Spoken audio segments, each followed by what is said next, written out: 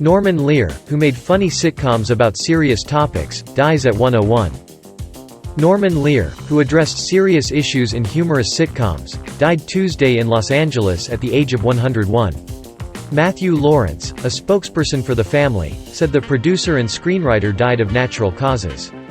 Lear was hailed for producing beloved television shows like All in the Family and The Jeffersons, and later, for his work as a political activist.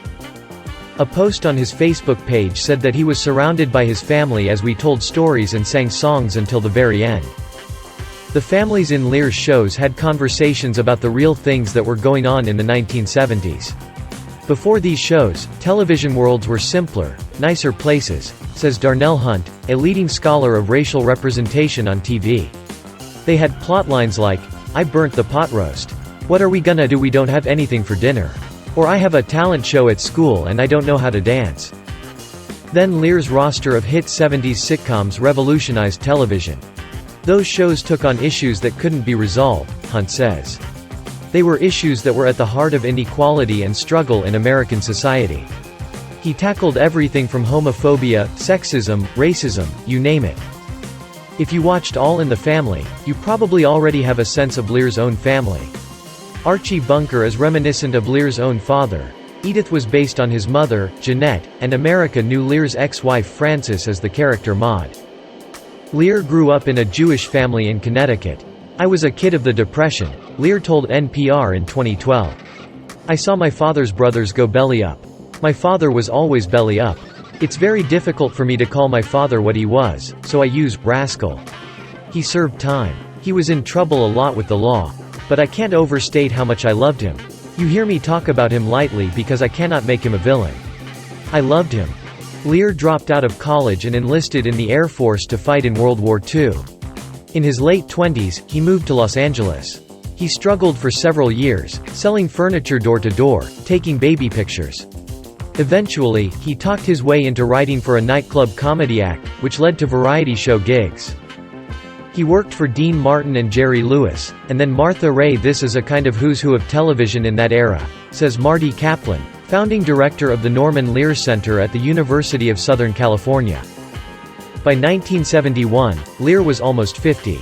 He had produced and directed some shows and movies, and his life was about to change. "I'd read in TV Guide about this British show Till Death Us Do Part," Lear recollected in the DVD set The Norman Lear Collection. "That dynamic of the father and the son and the political arguments and the bigotry and so forth, that was my father," Lear says. "I grew up with that. I couldn't believe it hadn't been my idea, it was so clearly a show." So he decided to make his own version. He cast stars like Carol O'Connor and Gene Stapleton and he got a pilot filmed. But Lear had to fight for years to get All in the Family on air. When it finally did air, viewers got this warning first. The program you are about to see is All in the Family. It seeks to throw a humorous spotlight on our frailties, prejudices and concerns. By making them a source of laughter, we hope to show in a mature fashion just how absurd they are. The network was prepped for lots of complaints about the family patriarch, Archie Bunker's unbridled racism. But people got it, and All in the Family made it to the top 10 for 8 of its 9 seasons. "I set out to make people laugh, truly to make people laugh," Lear said. "But we approached it seriously. Our writers read 2-3 newspapers a day, paid a lot of attention to their kids and families, came in to talk about everything that was affecting us in our daily lives. And that's where we got our material." All in the Family was the beginning of Lear's sitcom reign. Edith's cousin Maud spun off her own show. Maud's housekeeper Florida and her family became good times about a black family struggling with poverty. And then came The Jeffersons, about a black family on its way up. The Jeffersons were unabashedly black, says Darnell Hunt. It tried to engage race and class dynamics and gender dynamics at the same time. "I remember The Jeffersons growing up. I remember feeling like, there really isn't anything else like this on TV, so I have to watch this." Hunt says the portrayal of a black family was far from perfect, but it had a level of realness that black audiences could relate to. The Jeffersons ran for 11 seasons, one of the longest-running sitcoms on television. It became another Lear success story.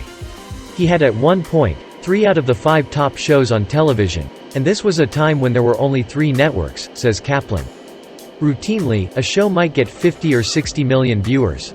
He was in direct contact with the living rooms and families of the country. Lear took that reach seriously.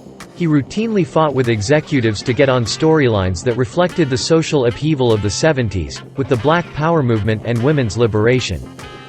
It didn't escape our notice also that if you can get people to care when they laugh, they will laugh more, Lear told NPR in 2008. By 1980, Lear was moving away from sitcoms, and toward political activism. "The mixture of politics and religion scared the hell out of me," he said. "And I went out and made a 60-second television spot. In that spot, aimed at the religious right," Lear says, "there's something wrong when people, even preachers, suggest that other people are good Christians or bad Christians, depending on their political views. That's not the American way." He says he never intended to start an organization, but People for the American Way just sprung up around it. Lear bought an original copy of the Declaration of Independence and toured the country with it. A nonprofit campaign that grew out of that tour called We Declare says that it registered nearly 4 million young voters ahead of the 2008 election. Lear's passion and activism turned him into something of a lightning rod. "I've received a lot of death threats," he told NPR in 2012. "I never intended to be a lightning rod. Somebody asked me in an interview, if I had a bumper sticker, what would my bumper sticker be? And I said, just another version of you. And that's what I think we all are, versions of each other." In more recent years, Lear had something of a comeback in Hollywood. For example, he helped reboot his series One Day at a Time. He was pitching pilots and holding political fundraisers, and recording Twitter videos on his front porch even after turning 100 years old. Kaplan says Lear did all he did with humor and compassion. Norman divided people into wet and dry, Kaplan explains. Dry people were calm, cool, unruffled. Wet people were emotional and impulsive, and things get to them. Lear considered himself a wet person. He teared up. He joined causes. He acted on what he believed, and his life was anything but dry.